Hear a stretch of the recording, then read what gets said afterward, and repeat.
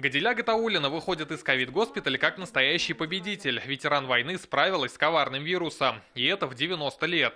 В таком возрасте при поражении 80% легких казалось, шансов нет. Но произошло чудо. И сегодня главное спасибо врачам. Я как ветеран войны много видела, много слышала.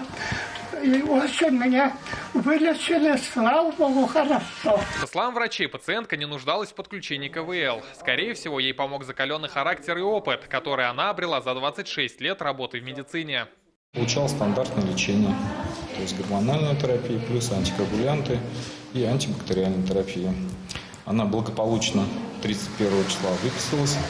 Ну и на данный момент, я думаю, она себя чувствует удовлетворительно, соблюдает режим самоизоляции. Еще одна долгожительница из Челнов проявила упорство в борьбе с инфекцией. Врачи говорят, именно сила духа помогла 102-летней пациентке победить ковид.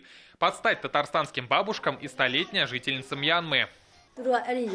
Мне сказали, что я инфицирована этим вирусом, но я ответила, что ничего не чувствую. Я хорошо ела, принимала душ и ходила, как обычно. Для врачей нет разницы, какой возраст у пациента. Они борются за каждую жизнь. Но все же к пожилым у них есть одна просьба – оставаться дома в пандемию. Рамиль Галиуллин, Светлана Звонарева, Альбина Валеева, Рафаэль Ракипов, ТНВ, Татарстан.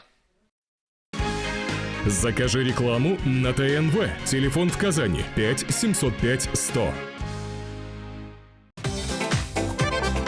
Көтелмәгән кунак көттөреп кенә интернет челтәрләренә дә килеп җитте.